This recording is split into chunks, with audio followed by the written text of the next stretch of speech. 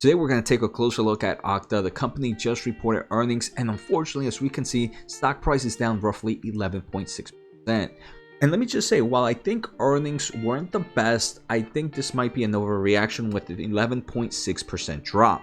But on today's episode, what I want to do is take a closer look at 3 yellow flags that investors should take a closer look at. Even if one is bullish in a company or an investment, I do believe it's always important to understand the risk or what's happening in form of the bearish side. So let's get started. I do want to thank The Motley Fool for sponsoring this video, and make sure to check out fool.com/Jose to get the top 10 stocks to buy right now. So to me, the first yellow flag is their quarterly free cash flow margins. We can see this has decreased dramatically in the past few quarters. This quarter alone, free cash flow margins was negative 5%. In the earnings press release, they mentioned that free cash flow was negative 24 million, or a loss of 5% of total revenue, compared to negative 4 million, or a loss of 1% of total revenue same time last year. One of the main reasons for the pain in the margins for free cash flow and cash flow from operations is their acquisition of Octa. During the earnings call, they actually shared that there has been some kind of issues with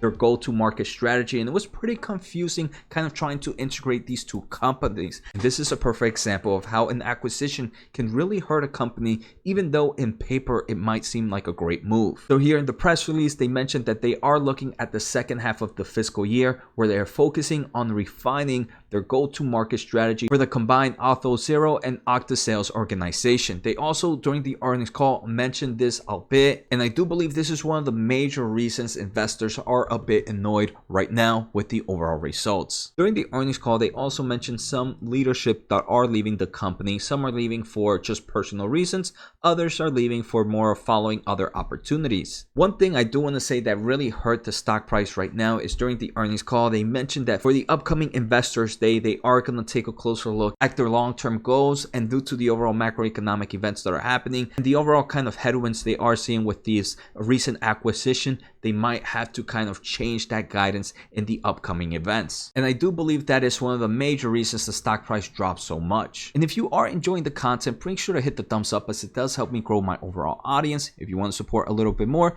make sure to subscribe using my link at fool.com/Jose. Another yellow flag, I want to say this one is a small one, nothing too crazy. I do believe the first one I mentioned is probably the one that's impacting the most, but we did see a kind of a slowdown in dollar-based net retention rate. Right now it's 122%. It is down about 200 basis points, or about 2 percentage points compared to the same time last year, and it is down roughly 1 percentage point compared to a quarter ago. We can see in quarter 1 of fiscal year of 2022, they saw about 120% dollar-based net retention rate. So again, nothing too crazy, but something investors should keep an eye out.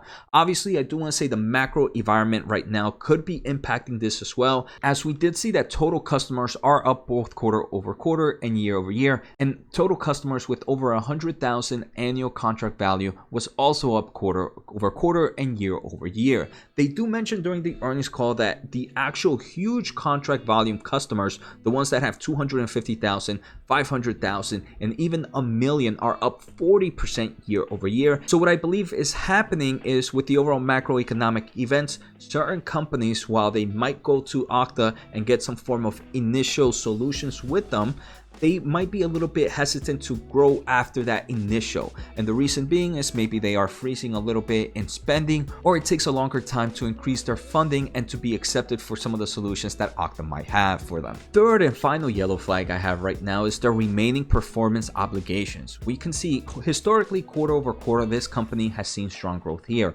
but for the past 3 quarters, it has pretty much been flat. So again, I do believe it's a mixture of, hey, those macroeconomics we just talked about before, and also the kind of headwinds they're seeing with this kind of sales issues with the acquisition of Octa. But right now we can see it's pretty much flat for the past 3 quarters, and some investors might not be liking that. During the earnings call, they do mention that quarter 4 they expect it to be one of their strongest quarter, so we might see an improvement there. So again, if we take a closer look at overall financial highlights, we can see strong double-digit growth pretty much all around the map. So this is still a growth company. I do want to say this company is facing a few headwinds, and I did mention some of those yellow flags. To me, I am an investor of Octa, have no intentions of selling. So let me know, what are your thoughts on Octa at the moment? Do you believe this 11% drop after hours is an overreaction? Take care, have a good day, and see you next time.